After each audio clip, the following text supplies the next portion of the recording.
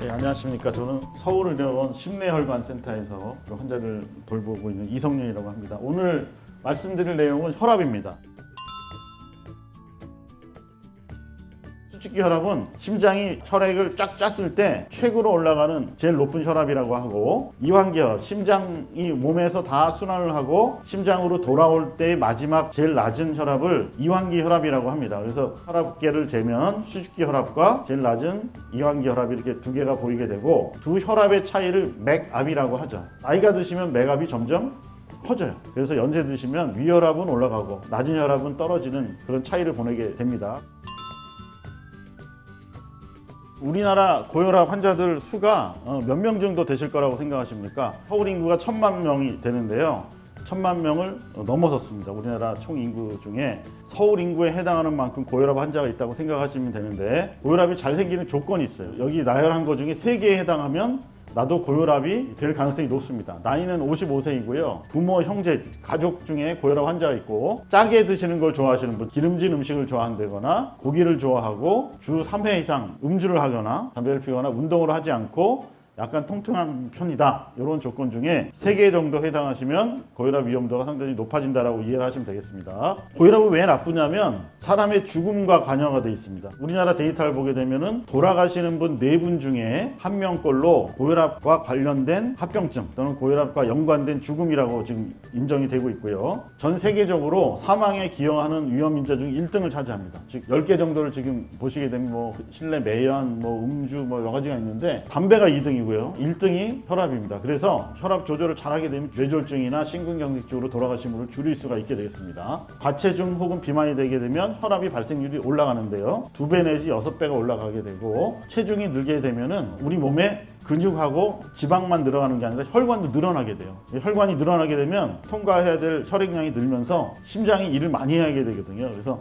심장이 부담이 됩니다. 그리고 비만이 되면 또 제일 나쁜 것이 인슐린이 증가가 되는데, 인슐린이 증가하면 그에 따라 수분이 늘게 되고, 따라서 혈액량이 늘게 되면 또 심장이 부담이 되는 거예요. 두 번째 제일 나쁜 게 소금입니다. 소금. 우리나라에서는 국과 찌개 즐겨 드시는데, 국과 찌개에는 항상 간이 들어가잖아요. 다 소금 아닙니까? 그래서 소금을 과량 섭취하게 되면은 혈액량이 늘게 되고 또 혈압량이 올라갑니다. 음주도 상당히 안 좋은데요. 알코올 성분은 혈액순환과 심장 박동수를 증가하기 때문에 혈압을 올리게 됩니다. 그래서 소주의 3분의 1병을 매일 드시게 되면 혈압이 3 정도 증가하게 되고, 또 습관적으로 음주만 하고 또 영양분을 섭취를 안 하기 때문에 칼륨이나 칼슘, 마그네슘, 무기질이 부족한 것이 동반되는 또 나쁜 요인도 있게 되겠습니다. 흡연인데요. 담배를 피시게 되면은 10초 만에 혈압이 상승하게 됩니다. 이 니코틴 성분이 동맥경화도 나쁘게 하고 혈압도 올리기 때문에 흡연도 상당히 나쁜 위험 인자가 되겠고요. 스트레스를 하게 되면 스트레스를 풀기 위해서 어떻게 하죠? 과음하게 되고 과식하게 되고 잠도 안 자고 예민해지니까 수면도 부족하게 되고, 스트레스는 이러한 모든 위험 인자를 나쁜 쪽으로 돌리게 되는 위험 요인 중에 하나가 되겠습니다.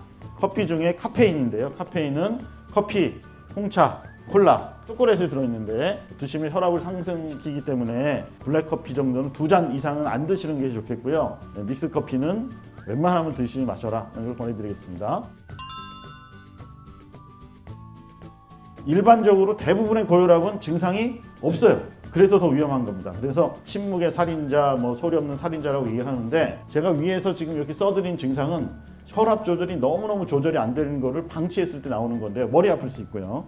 이명이 들릴 수가 있고, 기가 울릴 수가 있고, 두근두근거리는 증상이 나올 수가 있고, 손발이 부을 수가 있고요. 얼굴에 홍조가 올 수 있고, 눈이 충혈이 되고 올 수 있고, 코피도 잘 날 수가 있고요. 대부분 증상은 없다. 그리고 심해지면 이런 증상이 나올 수 있으니까, 이런 증상이 좀 있으면 혈압을 꼭 재보셔라. 혈압 재보는 거는 기계들이 많으니까요. 고혈압의 진단 기준, 정상 혈압은 120에 80이고요. 우리 혈압 기준은 140에 90으로 기억을 하시면 돼요. 140, 90 이상으로 나오면은 내 혈압이 좀 높다고 의심을 해봐야 되고요. 제일 중요한 게 치료를 시작할 때 24시간 활동 혈압 측정하는 기계들이 있습니다. 그래서 진료실에 한두 번 와서 재는 혈압보다는 활동 혈압 측정하는 것이 상당히 중요하고, 집에서 혈압을 자주 재는 게 중요해요. 그걸 가정 혈압 측정이라고 합니다. 그래서 24시간 활동 혈압 검사와 가정에서 자주 재는 혈압이 진료실에서 재는 혈압보다 훨씬 내 혈압을 반영을 잘한다. 그래서 혈압계가 있으신 분들은 자주 재시고, 없으시면 구입하는 것도 한 가지 생각을 해보셔야 됩니다.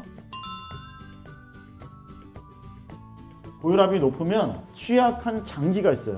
눈이 있고요. 그래서 특히 망막, 두 번째는 콩팥, 그리고 뇌혈관 질환, 뇌졸중이 오는 거고, 심장, 딱딱 중요한 장기만 이상하게 합병증이 많이 생기기 때문에 고혈압 치료를 잘 하셔야 되는 겁니다. 혈압이 높을수록 심혈관계 질환으로 인한 사망률이 높아지기 때문에 이런 혈압 조절을 잘 해야 되고요. 수축기 혈압 20 오를 때마다 2배씩 따박따박 오르게 됩니다. 그래서 혈압이 175 이상 되게 되면은 심장 질환으로 인한 사망률이 8배가 되는 거고요. 195 정도 되면 16배 정도에서 상당히 기하급수적으로 위험도가 증가된다. 고혈압이 있으면 제일 먼저 손상을 받는 거는 우리의 혈관입니다. 혈압이 높게 되면 매끈한 혈관벽이 상처를 입어요. 어떤 거친 벽면에 피부를 긁히면 상처 입는 것처럼 혈관벽에 상처가 생기는 것부터 문제가 됩니다. 그래서 혈액 안에 있는 나쁜 콜레스테롤 수치가 상처가 난 혈관벽 안에 쌓이게 되면 문제가 생기는 것을 통틀어서 죽상동맥경화증이라 합니다. 이 죽상동맥경화증은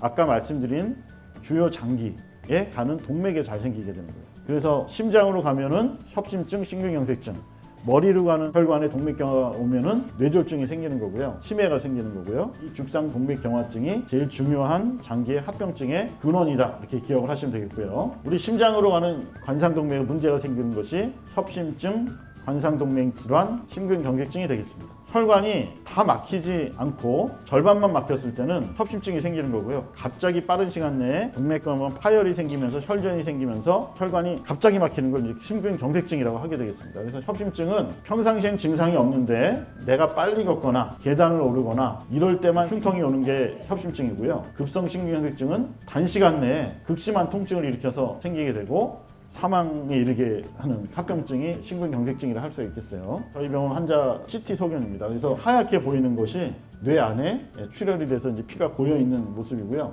60세도 안 되신 분이 혈압 치료를 안 하게 되면 이렇게 출혈이 생기게 되겠고요. 뇌경색은 혈관이 막히게 되면서 피가 안 가게 되면서 생기는 거고요. CT에서 검게 보이는 빨간 화살표를 표현한 것이 뇌경색증이고요. 그 밑에 보이는 것이 소뇌인데요. 다양하게 대뇌, 소뇌, 뇌경색증이 생기게 되면 아주 치명적으로 중풍을 일으키게 됩니다. 또 고혈압은 제일 중요한 장기 중에 심장, 뇌뿐만 아니라 콩팥 쪽에 영향을 주게 되는데, 콩팥은 모세혈관, 작은 혈관들이 실타래처럼 얽혀져 있습니다. 그래서 아주 피가 많이 가는 장기인데 혈압이 높게 되게 되면 단백뇨가 생기고 부종도 생기고 혈압이 또 높게 되는 악순환을 거치고 결국 신장의 손상을 일으키게 됨으로써 이런 합병증을 막아야 된다고 자꾸 기억을 하시면 되겠습니다. 또 다음 또 눈인데요. 망막에 혈액을 공급하는 혈관들이 혈압으로 인해서 손상을 받게 되는데요. 그렇게 되면 부분적으로 시야 결손이 나타납니다. 여기 귀여운 강아지들이 있는데요. 그 망막에 부분 혈관이 막히게 되면서 부분적으로 시야 결손이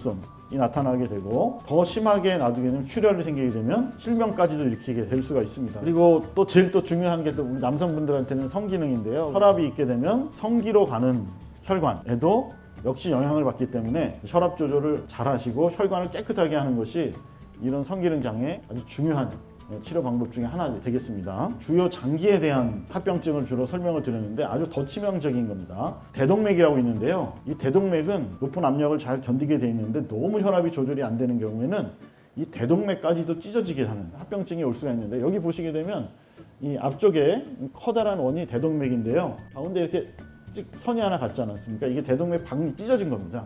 대동맥이 박리가 돼서 환자를 갑작스럽게 심신을 일으키게 하고 사망률이 엄청 높습니다. 여기 보시게 되면 화살표를 해놓으신 게 흰 게 혈액 그 조영제인데요. 조영제가 대동맥이 터져서 복부로 차서 이미 흘러내리는 소견을 보게 됐습니다. 이런 경우는 아주 높은 혈압을 조절 안 하신 것이 상당히 오래됐을 때 생기는 아주 치명적인 합병증이라고 할 수가 있습니다. 혈압이 높게 되면 동맥경화로 해서 심장 혈관이 막히는 합병증도 심장에 오지만, 높은 혈압을 견디다 못해서 심장의 기능이 떨어지고 커지게 되고요. 심장 기능이 떨어지면서 폐에 물이 차면서 폐 부종이 오면서 심부전증까지 생기게 됩니다. 그러한 부작용이 나올 수 있기 때문에 혈압 조절도 잘 해야 됩니다.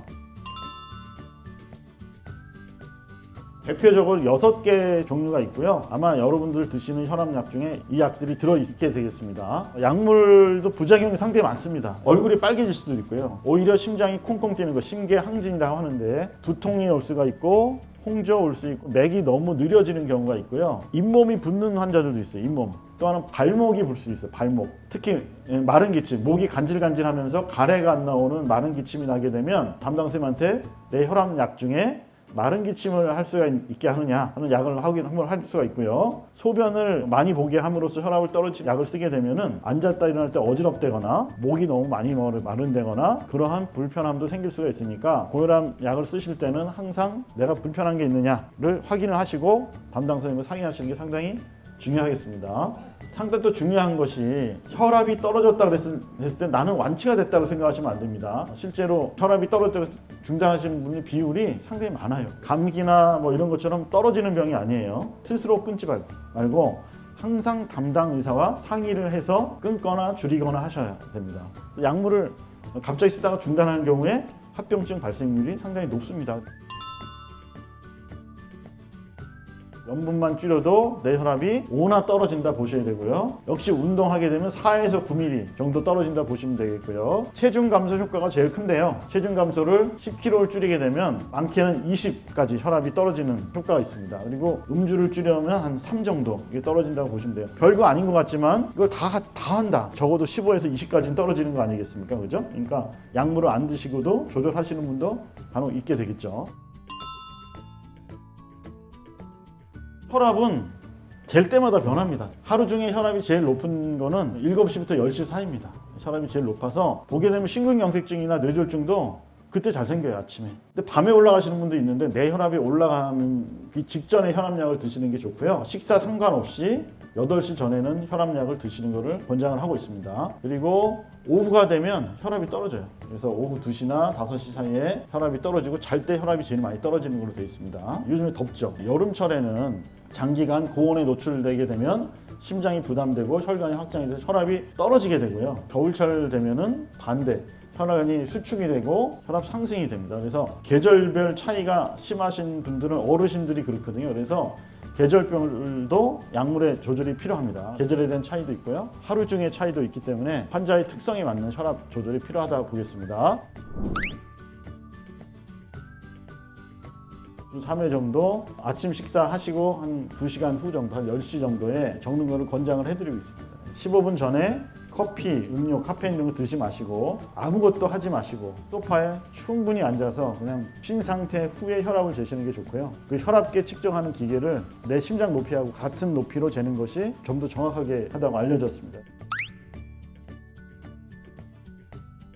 환자분 이제 혈압약 드시는데 병원에서 8시 전에 먹으라고 했는데 10시에 지금. 근데 약을 안 먹은 걸 알았어요. 어떻게 하시겠습니까? 제가 저녁밥을 먹고 8시에 기억이 났어요. 그럼 어떻게 하시래요?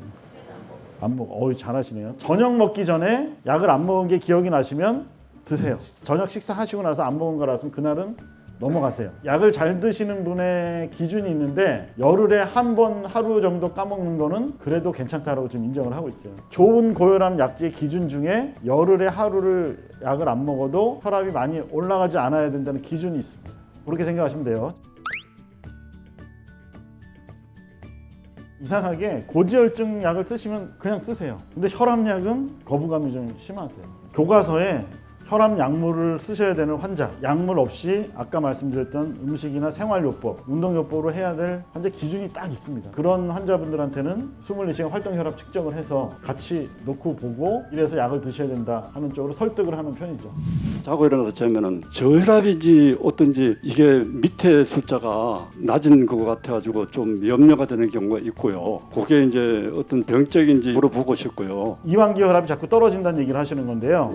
맥압이 넓어지는 거는 어르신들의 특징이에요. 그러니까 나이가 들어가면 위혈압은 올라가고 아래혈압은 떨어져 맥압이 커지는데 이유는 혈관이 딱딱해져서 그렇습니다. 이거 동맥경화의 지표이고 실제로 연구 결과도 맥압이 커질수록 심혈관계 위험도가 증가되는 걸로 나와 있고요. 근데 차이를 줄여주는 치료제는 없습니다. 그래서 나이가 드시면 위혈압, 수직기 혈압만으로도 조절을 해요. 이완기 혈압 포기합니다. 이상으로 강의를 마치겠습니다. 감사합니다.